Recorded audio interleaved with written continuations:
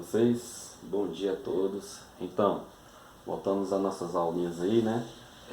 Gravadas.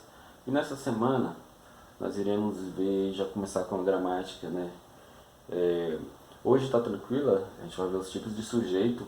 É um conteúdo bem tranquilo, tá bom? Vamos lá, vamos ver essa galera aí. Primeiramente, a gente vai ver o sujeito simples.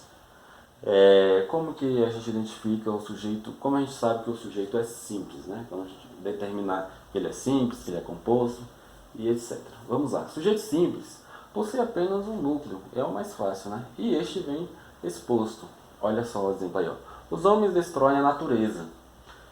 Se você quiser saber, pessoal, aí tiver dificuldade para identificar o sujeito dentro de uma frase, é só você perguntar para o verbo.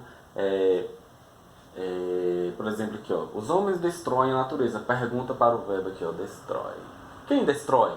Os homens, né? Pronto, você já achou o sujeito. Uma outra dica é que o verbo ele sempre vai estar concordando, né, com o sujeito. Então, são duas dicas aí bacanas para ajudar você a identificar o sujeito dentro da frase. E esse aí é um sujeito simples. Por quê? Porque ele possui apenas um núcleo. Vamos para o segundo exemplo aí. Deus é perfeito. Quem é perfeito? Deus, né? E ele é simples, né? É porque ele só possui apenas um núcleo. Então vamos ao terceiro exemplo. Os alunos estudam para a prova. Quem estuda? Tá vendo? É só você fazer a perguntinha pro verbo. Quem é perfeito, né? Quem estuda, né? É só você fazer a pergunta pro verbo que você vai descobrir quem é o sujeito. Então nós temos aqui exemplo de sujeito simples, né?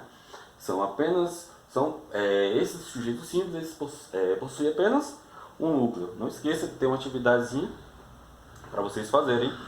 Vamos lá. Sujeito composto possui dois ou mais núcleos. É importante você lembrar que o sujeito composto ele possui dois ou mais núcleos, né? Se ele tiver 3, 4, 5 núcleos, então será um sujeito composto. Então vamos usar o exemplo aí, ó. As vacas brancas e os touros pretos pastavam.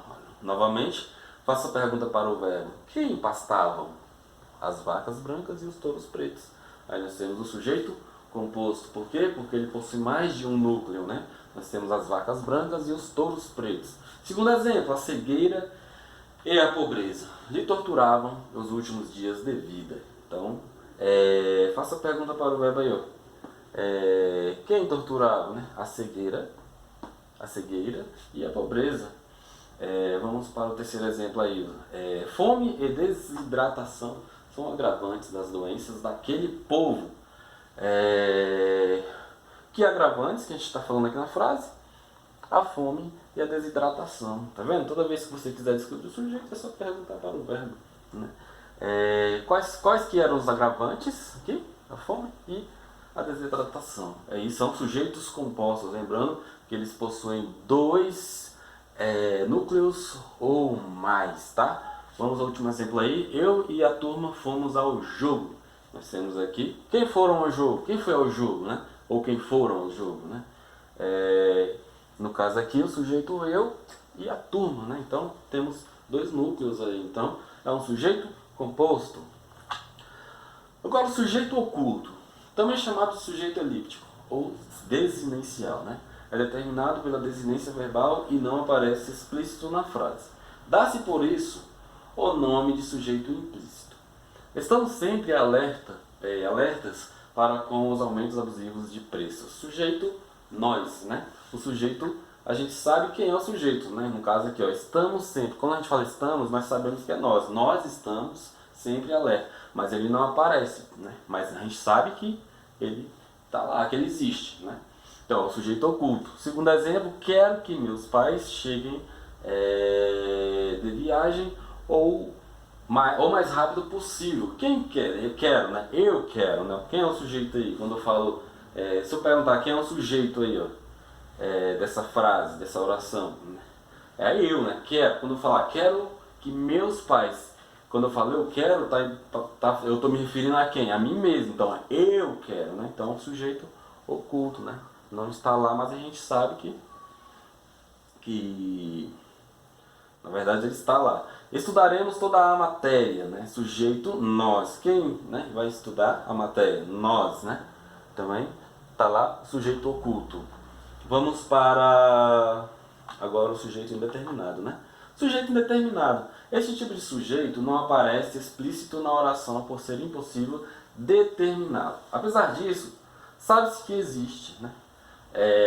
Primeiro, vamos lá, verbo na terceira pessoa do plural.